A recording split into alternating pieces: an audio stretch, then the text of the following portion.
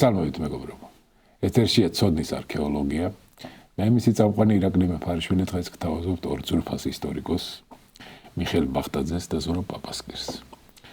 ჩვენი სადისკუსიო თემა კი ძალიან აქტუალურია, ლოგიკურად ვაგზელებთ ჩვენ ოქროს ხანის ისტორიის განხილვას და მოგეხსენებათ წინა გადაცემაში ჩვენ გავიხილეთ დემნას აჯანყება, შევაჯერეთ და შევაჯამეთ გიორგი მესამის მეფობა და ახლა ძალიან საინტერესო თემა გვაქვს ჩვენ გასახილული, ეს არის თამარის მეფობა, მისი მეფობის პირველი ნაწილი, ალბათ რაღაცნაირად ჟანრობრივად შეიძლება პირობითად ასე დავყოთ, აი თამარის პოლიტიკური, ასე თქვათ, ინტრიგების ის ნაწილი, რომელიც მის სამეფო ხელისუფლების განმტკიცებას ემსახურება და მეორე ნაწილში უფრო აგრესიული, შეიძლება ითქვას, ცოტა იმპერიული პოლიტიკის ნაწილიც გვაქვს და ეს ნაწილი სხვა დისკუსიის თემა. დღეს მე მინდა სწორედ ამ საკითხებს დავუთმო გადაცემა, როგორც არის თამარის პირველი და მეორე ქორწინება და აქ მომხდარი ისტორიული პერიპეტიები. მაგრამ მინდა გავხსნა ჩვენი დისკუსია აი ესეთი კითხვით. მოგეხსენებათ, რომ 1179 წელს გიორგი მესამი თანამესამრედ აიყვანა თამარი. მაგრამ 1184 წელს ის ხელმეორე დაკურთხეს. რატომ? აი, ჩემი აზრით არაფერი განსაკუთრებული არ იყო, ეს იყო ელემენტარული წესი. ერთი არის, როდესაც თანამოსაყდრე ხდები და მეორე, როცა ხდები უკვე ერთპიროვნული მმართველი და დემეტრე პირველთანაც იგივე არის. ბატონი ზურაბი დამთანხმება წერილობითი წყაროებით დავითმა ის სიცოცხლეში ვიაკურთხა და ის ცნობილი ფრესკა რო გვაქვს ჩვენ სვანეთში. უკვე დავითი არ არის გამოსახული, იმიტომ რომ ეკურთხა დემეტრე ხელახლა უკვე ერთპიროვნული. ასე რომ მე ვფიქრობ, ეს ტრადიცია იყო. პრინციპში ჩვენ თანამოსაყდრეობა გვაქვს გიორგი მეორე და დავითიდან მოყოლებული ბოლომდე თითქმის და ასე რომ მე პირადად ვეთანხმები იმ მეცნიერთა მოსაზრებას, რომლებიც თვლიან, რომ აქ რაღაცა განსაკუთრებული და იმის ძებნა რომ არ იქა ფეოდალებმა თავისი უფლებები ახლა ქალი რო არის წარმოაჩინეს, მე მგონი ეს შედარებით არ უნდა იყოს მართებული. მე ვფიქრობ ეს ტრადიცია იყო. აქ ამას დავამატებ ერთ რამეს, რომ მიუხედავად იმისა, საქართველოში ისევე როგორც შუა საუკუნეებში ბევრ განვითარებულ ქვეყანაში, განვითარებული ფეოდალიზმის ქვეყნებში იყო პირმშოობის წესი ტახტის ზემონაცვლეობის. მიუხედავად ამისა, ყოველთვის ერთი მეფის გარდაცვალება და იმ პირმშოს, რომელსაც აკონიდან ზრდიან ტახტის მემკვიდრედ, ხო, მაინც კრიზისი მოყვებაში და პოლიტიკური კრიზისი თითქმის ყოველთვის, თითქმის ყველგან. რაღაც სხვადასხვა მიზეზების გამო ეს მკაფიოდ ჩანს ბაგრატის გარდაცვალება და გიორგი მეორის გიორგი მეორის მეფობა აურიეს ქვეყანა მაშინ.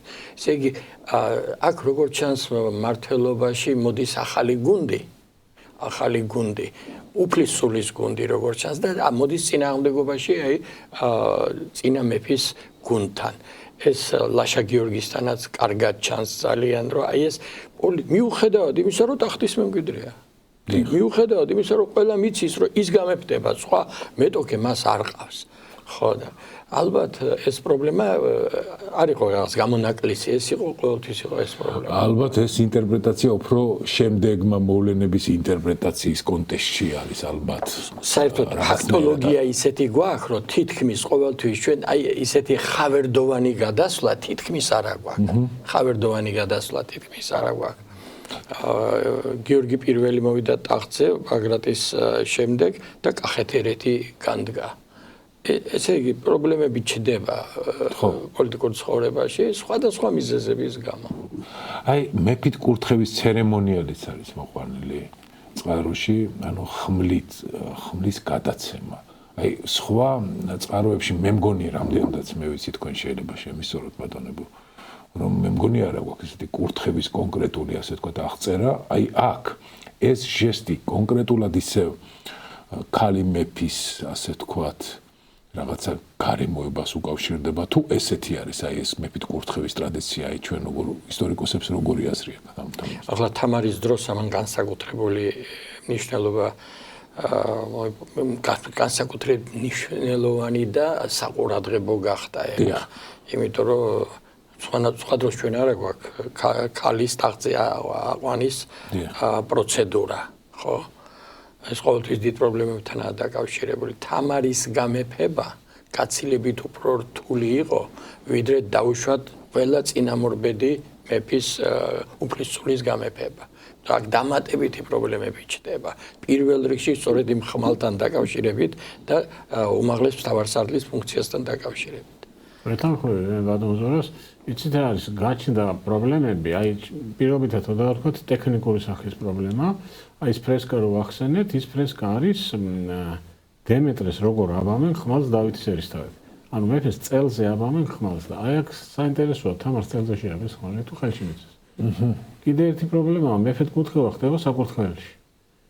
საკურთხეველში შედის მეფე. ქალის შესვლა საკურთხეველში არ შეიძლება. აი აქ რა ქნის ქართველებმა?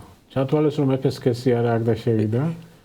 აი ელემენტარულად ყველაფერს თავი დავანებოთ. აი ესეთი პრობლემები დადგა ქართველების წინაშე. სხვადასხვა მე არ დავფიქრე პროცედურას. რომელიც ალბათ გადაწყვიტეს, რომ საინტერესო როგორ გადაწყვიტეს, ჩვენ არ ვიცით. რუსუდანთა პრობლემა აღარ იყო, გაიმეორებდნენ თამარის ამბავს. რასაკვირველია, რასაკვირველია. თამართან ხო, ალბათ. ხო, იმიტომ მართლა რომ გარდა იმისა, რომ ფსიქოლოგიური მომენტია ქალით აქცია, აი ეს ტექნიკური საკითხები დგება, ხო და ქართველებს სერიოზული პრობლემა ედგათ მაშინ. აი ეს ხლის მომენტია, რა თქმა უნდა.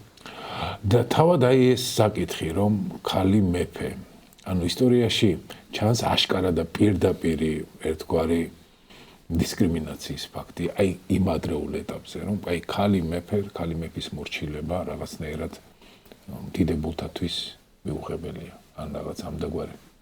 იცით რა მე ვერ გეტყვით, რომ აი ესეთი მომენტი იყო, ალბათ 1079 წლიდან უკვე შეგუებულები იყვნენ იმას, რომ ქალი იქნებოდა მათი მმართველი.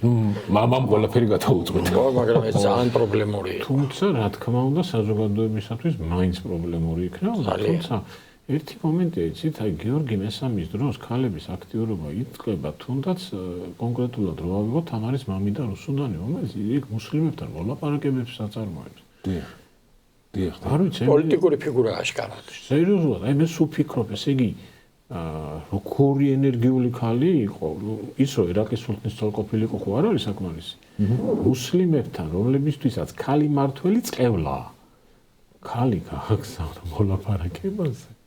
არ ვიცი. და ორ პრობლემას შეიცავს. პირველ რიგში ეს ქალის გამეფება. პირველი იგივე უმაღლეს მთავარსარდლის ფუნქცია და მეორე მისი დაქორწინების პრობლემა. იმიტომ რომ ქალს ათხოვებენ. ჩვენ ხშირად სულ ვამბობთ ასე, თამარი დააქორწინეს. ამას ქალზე არ ამბობენ დააქორწინეს. აი თამარზე ვამბობთ, როგორც თამარზე მეფეს ვამბობთ. მეფეს ვამბობთ, არა დედოფალს. ახლა სხვა ენებში კი გადადის ეს როგორც დედოფალი და king მაგალითად არ ხმარობენ queen, εμას ხმარობენ და царица Тамара და აჭრილებულია, ხო, ლიტერატურა ამით. აი ეს ორი მომენტი არის ძალიან პრობლემური. ეს ხო შუა საუკუნეები, ეს ხო არ არის არჩეული ახლა ევროპაში, ყველა წამყვან ქვეყანაში ან პრემიერ-მინისტრია ქალი და ან პრეზიდენტია ქალი. ნუ გასაოცარი ამბავი ხდება ევროპაში განსაკუთრებით. იმ დროს ეს უმტკივნეულო ნამდვილად არ იყო. უმტკივნეულო ნამდვილად და პრობლემები ამანაც შვა. რა თქმა უნდა. დაქორწინების პრობლემა ისეთი ამბავი მოხდა იმები დაატრიალეს მე ამის ერგული ძალიან ამ საკითხს ცოტა მოგვიანებით მეუბრუნდით. პირველი ერთგვარი რაღაცა წინააღმდეგობა დიდებულთა თამართან იყო გიორგის ერთგული დიდებულების გადაყენება. უბასარის და აფრიტონის, ხო? და კიდე ალბათ სხვების შეიძლება დაამატო. მაგრამ ეს ორი ფიგურა ეს ორი ფიგურა გამოკვეთილია. ალბათ ეს ორი ფიგურა დაწინაურდა აი ამ დემნას აჯანყების მომენტში, ხო? აი ეს რატომ მოითხოვეს, რატო იყო მათთვის მიუღებელი და რატომ დათმო თამარემ? აი ამ მომენტში მას ქონდა ესეთი პოლიტიკური სისუსტე, რომ დასაყრდენი არ ქონდა და იძულებული იყო თუ манипуляციას ადვილად წამოაგებოდა. აი თქვენი ინტერპრეტაცია როგორია?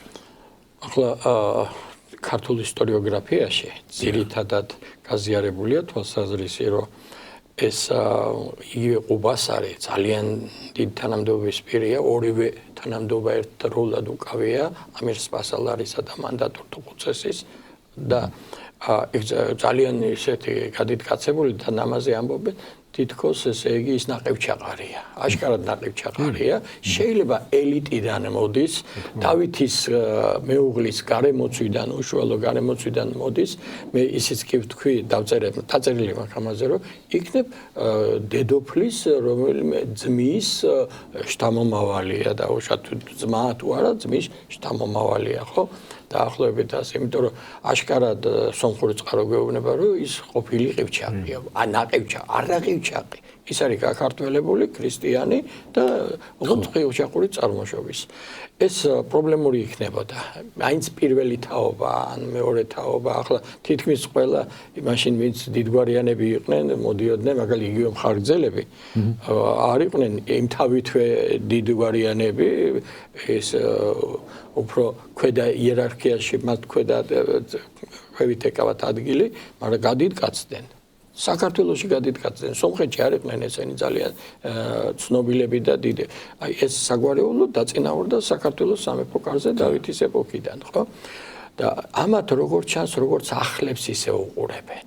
როგორც ჩანს, როგორც ახლებს უყურებენ და იქ გამოიკვეთება მე დასავლეთ საქართველოს არისტოკრატიის პროტესტი და კიდევ სხვების ალბათ რაღაც პოლიტიკური ბრძოლები იქნებოდა და ერთი სიტყვით აქაც ეს მომენტია რა ოპოზიცია რომელიც შეიქმნა როგორც არავინ იცის დემნასთან რა კავშირი ჰქონდა დემეტრესთან დემეტროპოლის სულთან აი ამ ხალხს ხო ჩვენ არ ვიცით ჩვენ ერთი ივანე ორბელი ვიცით მეტი დანარჩენი მაინც და მაინც არ ვიცით ჩვენ რა ხდება და როგორ ხდებოდა ეგა და ვერ გეტყვით მაგით ცოტა რთული ამბავია ერთი რამ ფაქტია რომ ამათ შეუტიეს და თამარმა ვერ დაიცვა.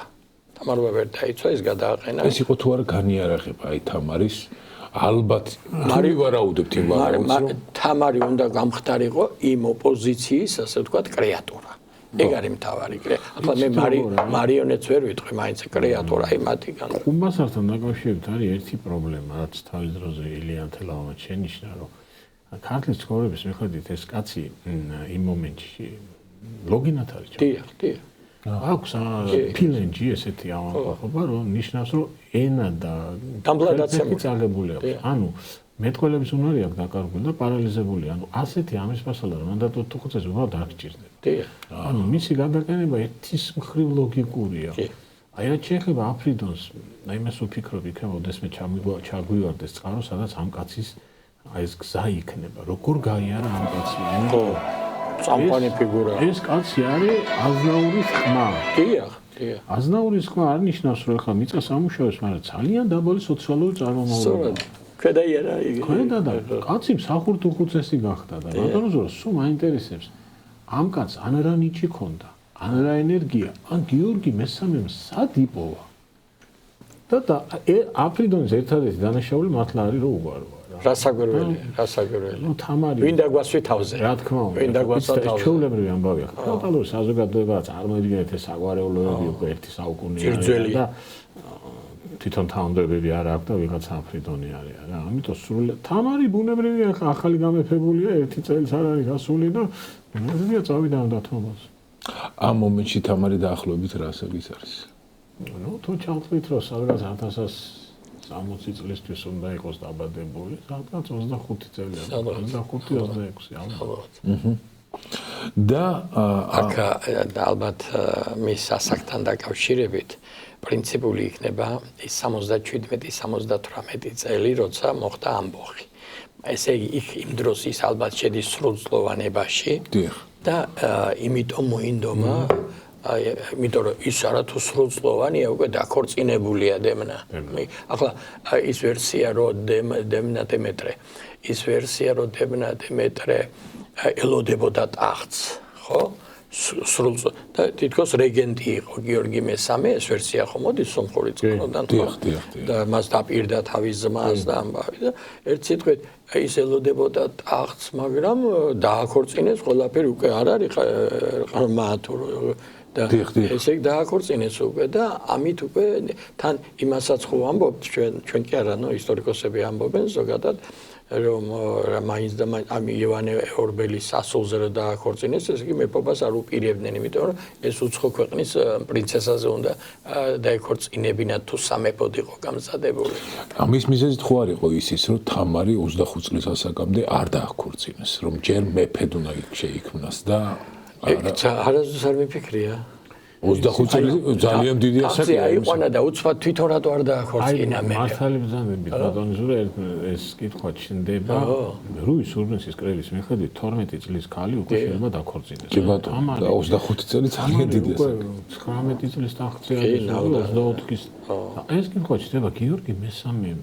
რატომ არ იზრუნა ამაზე? შეიძლება იზრუნა და ჩვენ არ ვიცით, ესეც შეიძლება. იზრუნა და ჩვენ არ ვიცით, მაგრამ არანაირი ცნობა არ არის. ახლა გიორგი ჭკვიანი მეფეა, კაცო და ხო ფიქრობს, რომ თამარი უნდა დაქორწინდეს. მისი გარდაცვალების მერე ეს პრობლემა დადგება. და შეიძლება უფრო ცუდი მიიღო კიდეც უფრო შინაარს. მე მაგ ის რომ გიორგი არავინ არ ფიქრობს გარდაცვალებაზე და არის გინდა თუ არა ხვალ გარდავიცვლებ და შეიძლება გიორგი ფიქრობდა, რომ სამომავლო დრო აქვს. არ ვიცი, მაგრამ 24 წელი მაინც უკვე დაგვიანებულია. მიშა, იქნებ იმპერიალისტის ნამდვილი. იქნებ, აი ახლა ამ წამს გამიელვა. აი თამარის რეპლიკა რომ მე არ მინდა გათხოვება მე მინდა სახელმწიფოს და ეკლესიას შევწირო თავი ხო ხო გვაქვს ესეთი პრეცედენტი არა ეს პოზიცია ხო არ იყო ინგლისის დედოფალი ელიზაბეტი რომელიცაც ჰქონდა ესეთივე განათლება მე ინგლისები ქონწინე ხო არ მიფიქრია ამაზე ზურამ ძალიან საინტერესო ვერსია ეს ახლა წამიერად იქ მეორე ქორწინების წინ თამარი ამბობს ჩემი არც პირველი ქორწინება იყო ძალიან საინტერესო ინტერპრეტაცია მიცა ბატონო ზურამ და მე მაგას ვაძლევ ხოლმე ცოტა სხვა ინტერპრეტაციას. მე ვაძლევ ინტერპრეტაციას, რომ საერთოდ მეფობა არ უნდოდა. მას რო არჩევანი ქონოდა, ის მეფობას არ აირჩევდა მე დავწერე. საინტერესო. იცი, აი გათხოვება არ მინდოდა მესმის და უნდა თავი შეწირო სახელმწიფოს და ეკლესიას, მაგრამ რა მონაზო, მეფე მონაზონი რა? მე გახდებინა. ანუ დინასტია იცვლება. ხო, ეგ თან მithumetes არსებობს კიდე ძმები და ძმისულები. ეს არავინ არ არსებობს. თამარი ერთადერთი ბაგრატიონია და მე რატომღაც აი ბატონის ზუას ვერსიაზე არ მიფიქრია და ძალიან საინტერესო ვერსიაა საფიქრად. მე ამას ყოველთვის ესე ვთვლიდი რომ თამარს პრინციპში მეფობა მანდ-მაინც არ უნდოდა. აი დევნა რო ყოფილიყო, მე ვფიქრობ თამარი მას არანაირ პრობლემას არ შეუქმნიდა. მან ძალიან ბევრი კითხვაა. აქ კიდევ არა გვაქვს პასუხი აი მაგალითად დემნას რო ისტორია არის ის რაც მოხდა და რა მოხდა და არავინ არ იცის მაგრამ აი კითხვა ჩდება დემნას რო აჯანყება არ მოეწყო შვიდაც კნადმის დარიგო გიორგი მესამე როგორ აპირებდა ტახტის გადაცემას თამარისთვის ხო ძალიან უცნაური უზარმაზარი პრობლემა არა აჯანყება იმიტომ მოხდა რომ თამარის ტახტზე აყვანის ცერემონიალი გამოაცხადა დარჩა თაღ დემნა არის თავისთვის ფეოდალი არ ვიცი ძალიან ბევრი კითხვა გვაქვს და მაგრამ ხო აი ძალიან საინტერესო იყო თქვენი ინტერპრეტაცია. ხო. ერთი რაღაცა მაფიქრებს კიდევ. ესე იგი თამარის ერთი და ყავდა და კიდევ ხარჭისგან ნაშობი ხო სწორად რუსუდანი კი ეს უკანონო ხო ესე იგი ეთყობა აქ ეს პრობლემა ვაჟიშვილის პრობლემა იყო და ეს მაინც და მაინც რო ხარჭისგან ნაშობი რატო უნდა გამოჩენილ ეგ ცოტა ისეთი ესე იგი რაღაცა გზებს ეძებდა ალბათ რომ იქნებ გამიჩიტეს ვაჟი და რაღაცა ეს ხარჭისგან ნაშოვნი ქალბატონი მე სხვას მიათხოვეს რომ მოსულიყო თამარის ხელსაწყობი მეფიშვილად სახელდებულიო ესე წეს ისტორიკოს და თუ არ ვწდები რუსუდანი არ ქონი იმასაც მაგიდის სახელია და აი ამ რაღაცა ძალიან საინტერესო მომენტში ჩვენ აი ერთგვარად ალბათ კრავს ერთგვარ პოლიტიკურ ლოგიკას რაც იყო აი ამ თამარის მეფობასთან დაკავშირებით ყუთლო არსლანის დასის გამოსულა ხო ძალიან საინტერესო იყო რაც იყო ეს არის ძალიან საინტერესო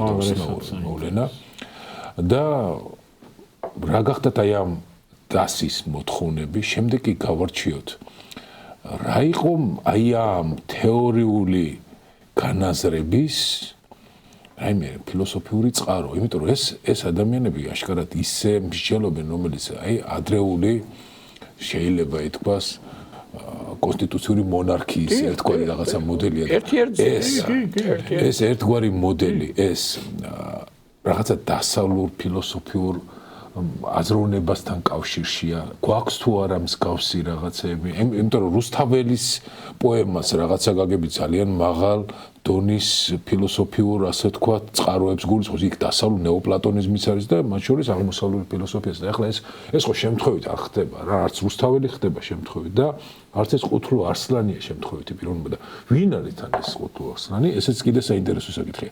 მოდი ჯერ ყველაზე მარტივი დავიწყო, ვინ არის ყუთლუ არსლანი? მე ვეთანხმები იმ მოსაზრებას, რომ ყუთლუ არსლანი ფეოდალია და არის ჯაყელი. მე კიდე საპირისპირო. აი ეს კორიდეთის სახარების მინაწერი, სადაც მოხსენიებულია ვინმე ყუთლუ არსლან ჯაყელი და რომელიც პრინციპში ქრონოლოგიურად ემთხვევა ყუთლუს, ვფიქრობ ერთი პიროვნება. ეს სახელი ეტიმოლოგიურად რატო არის ესეთი ძალიან აღმოსავლური? იდეაში ნიშნავს მამაცი ლომი. მამაცი ლომი ეს რომელ თურქული. არსლანი ლომია. თურქული წარმოშობის არის? სახელი, ხო, სახელი ფარსული თურქული ძანაურია, მაგრამ აი რატო თქვი მე ის კორიდეთის სახარება, იქ პირდაპირ წერია ყუთლუ არსლან ჯაყელი. თუნდაც ეს იგივე პიროვნება არ იყოს, ჩანს რომ სახელის ვერ ვიმსჯელებთ. ეხლა ჯაყელი ის არის და ერთი არგუმენტი კიდეაც ნიკო ბერძენიშვილს ჰქონდა, თუ უგვაროა რატო არ მოითხოვეს მისი გადაგაყენება. ეს იყო ეს ჩემი ვერსია. მეჭურჭრე თუ ხუცეს. ვეთანხმები ამ მოსაზრებას. არის კიდე ესეთი რაღაცა მომენტი რომ ანუ სიმდიდრით აღზევებული. მე უფრო ჯავახიშვილი, შოთა მესხია. დიახ, სიმდიდრით აღზევებული, აი ვინ არის ეს კლასი? ეს ფორმულა იქა სიმდიდრით ალაღებულნი, ხო?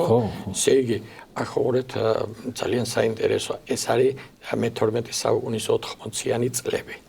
და თითქმის საუკუნის შემდეგ ჩვენ გვყავს ფენომენი სადუნ-მანკაბერტელის.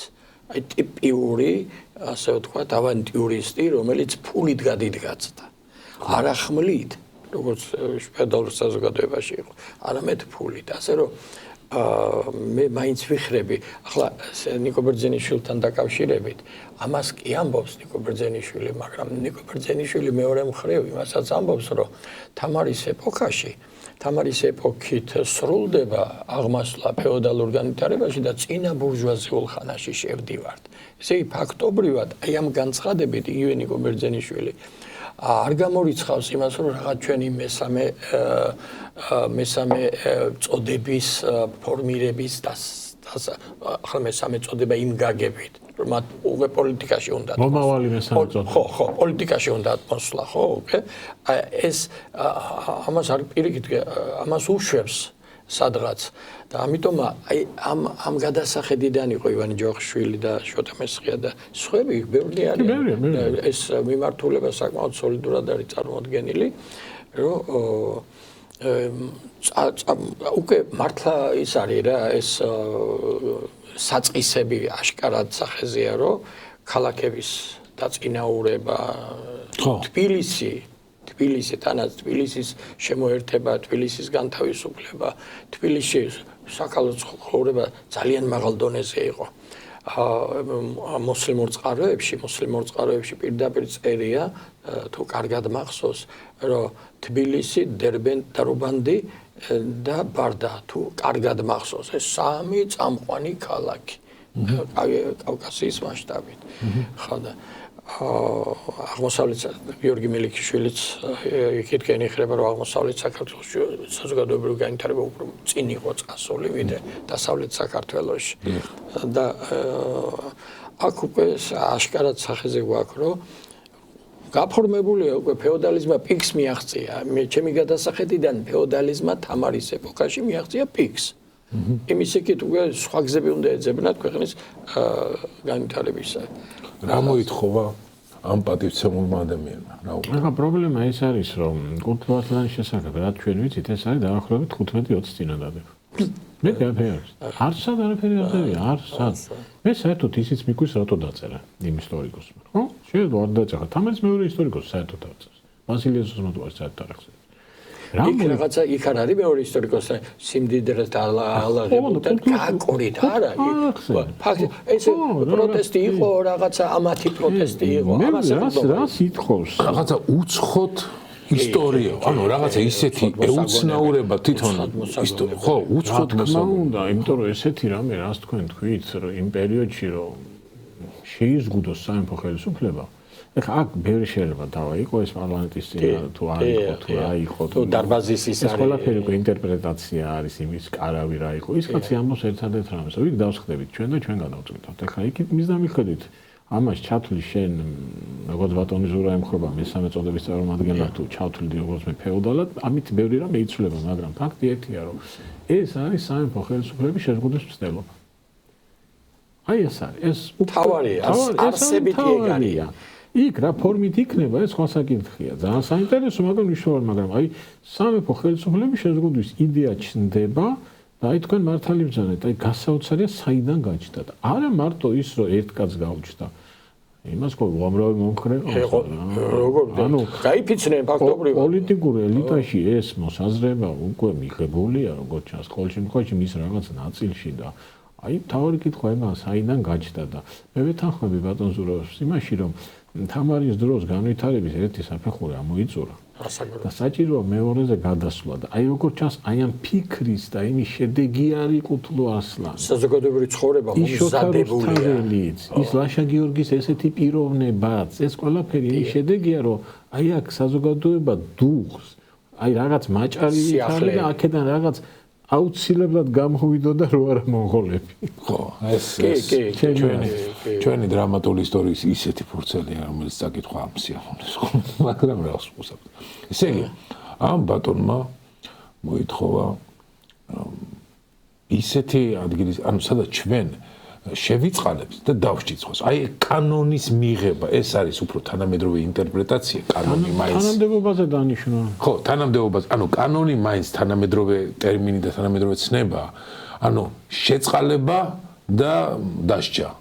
აი ეს სხვა საკითხია, მაგრამ აი როგორ ხედავთ კანონები როგორ არსებობს კანონები ნოვაცია აშკარად ნოვაცია ახლა ის რომ ახლო იყო სპარსეთში იყო დარუბანში ილიანთელო ამბობდა რომ დერბენტის რაისები და ახლა თუ ეს დერბენტის რაისები თითქმის საქართველოს შემადგენელ ნაწილად მიაჩნდა იმ დროს დერბენტი და ოღონდ ყმადნაფიცი მაინც იყო დარუბანდი ისე ახლოსაა საქართველოს ვერ დაწერდა უცხო მოსაგონებელი ასეთ განმარტებას ვერ მისცემდა ჩემი აზრით ვერ მისცემდა და ეს მართლა სიახლეა და ახლო ჩვენ არ ამგონია სადმე ვხედავდეთ და ისე აღმოსავლურ იმებში იყო ეს ისე როგორც საქართველოში დარბაზი ხო აი ხوارი არის კიდე ეს დარბაზის ინიციატივა თბილისის საამიროს ტრადიციის გამოძახილი რახან საამირო უფრო სწორედ აი ამ დაგვარ რაღაცა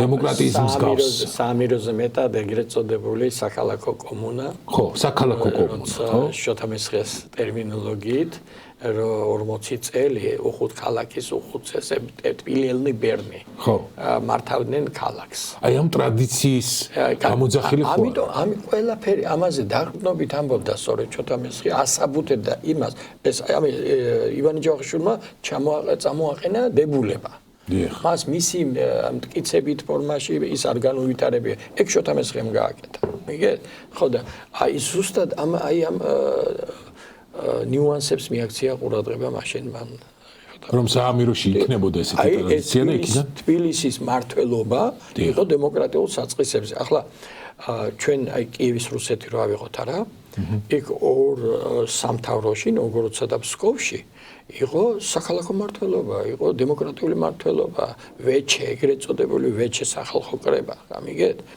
და მაგრამ აქ ახლო ჩვენ ამას ვერ ვხედავთ გარდა ამ თბილისის თბილელნი ბერნი აი ამათი მართლობისა ამირა არ არის და თბილელი ბერები მართავენ მას საამიროს ამ მაგრამ თბილისის ამირას თანამდებობა არ აქვს იმ ადამიანს რომელმაც წამოაყენა ანდრია ბოგოლუბსკის ხო აბულასანი ახლა ეგ ის ამირა არ არის ეს არის ფაქტობრივად ქალაქის მერი მოურავი გამიგეთ ის ტერმინი იმ შინაარსის არ არის ამ შემთხვევაში კი მაგ აბულასანს ისე მერე დაუბრუნდეთ ეხლა ეს ბატონი აწგანცვენებულად ცხოვრებული ყუთლო არსანი. შეგვიძლია მივიჩნიოთ დადებით პერსონაჟად ისტორიაში თუ ჩვენი ინტერპრეტაცია უნდა იყოს პირიქით როგორც აი ერთგვარი მე ამბოხე თუ ანუ უარყოფითი პერსონაჟი რომელსაც შეიძლება არა პროგრესული ილიანთელა დაბიჯიტებით იზარდა რა ეს პროგრესული პიროვნებაა და ბევრი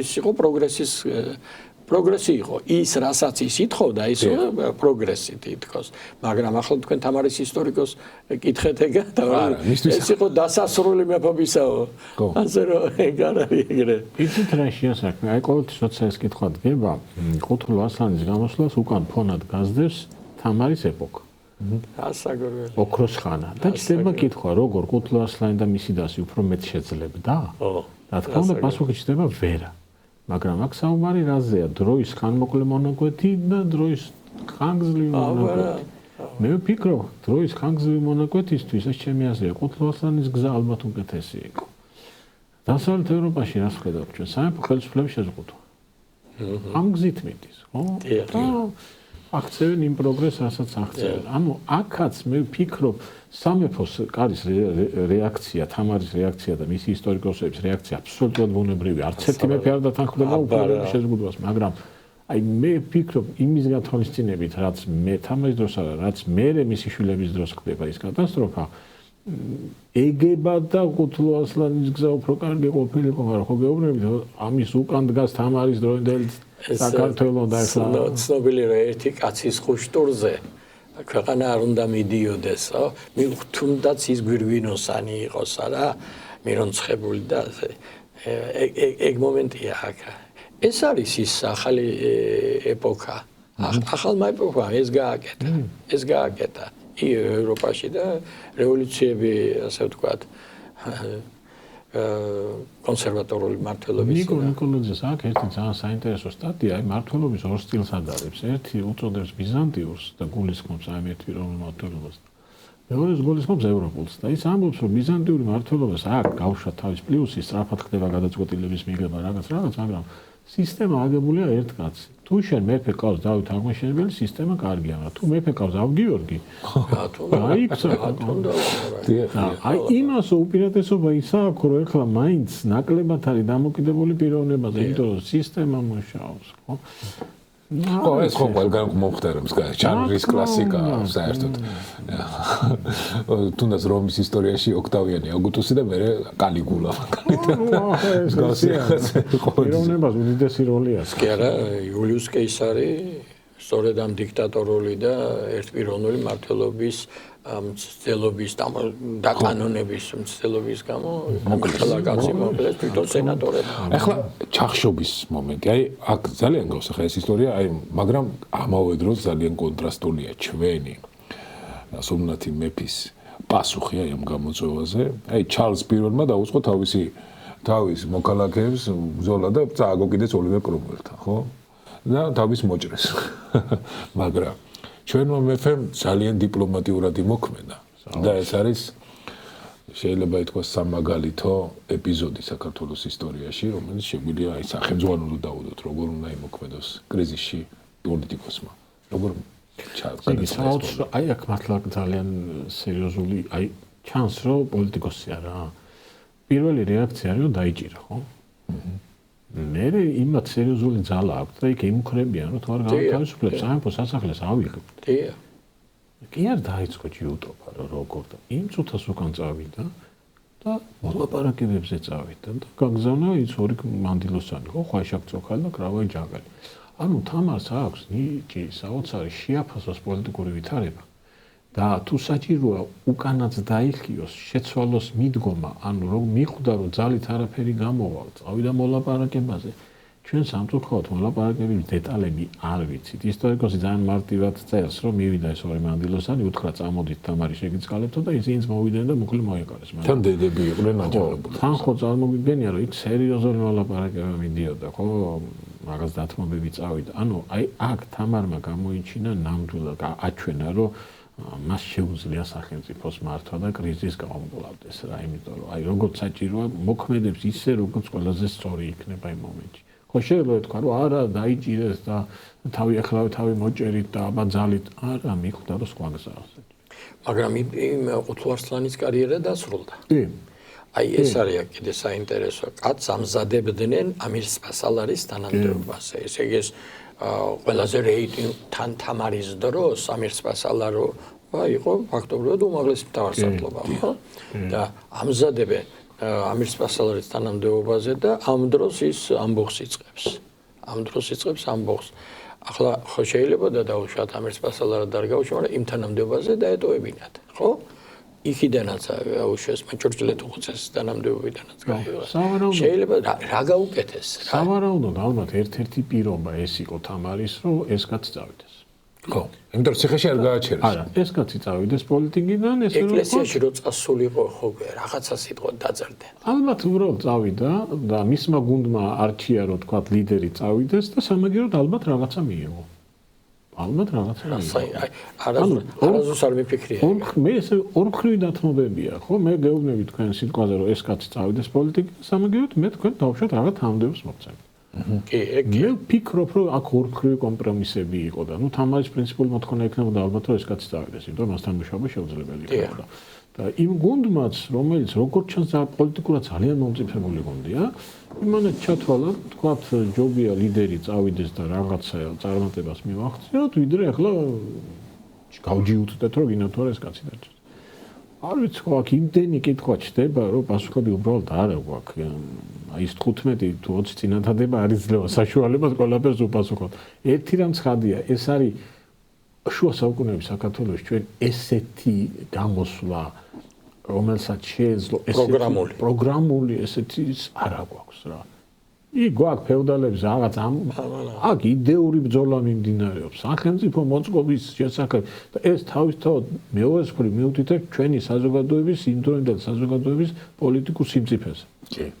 აი შერიგება რო ხდებოდა მეფე დავუშვათ გიორგი მეორე სულ რაღაც წყალობას გასცემდა იმ ამბოხებზე და ამით დაყვავებით ამით აი ამ კრიზის აღმოფხვიდა ხოლმე დავუშვათ მაგრამ თუმცა ეს თავის მოტყუება აღმოჩნდა და საერთოდ ქვეყანა ძალიან დასუსტდა მეფის ხელისუფლება დასუსტდა მაგრამ აქ არ ვიცით ახლა ერთი რომ ამის მერე აიღეს ეს თეზისი არის რომ ამის მერე დარბაზმა აიღო მთელი ეს უფლებები და დარბაზი განაგებდა თითქოს და ფაქტობრივად დარბაზის კრეატურა იყო თამარი შეიძლება ეს 91 წლამდე აი მეორე ამბოხი მის იური ანდრიაზის ამბოხის შემდეგ იქ სამეფო ხელისუფლება უკვე ძალიან მყარად არის უკვე მაინც არც დარბაზი არ ჩანს აი ამ დროს ჩანს აი ამ 84-დან 91-მდე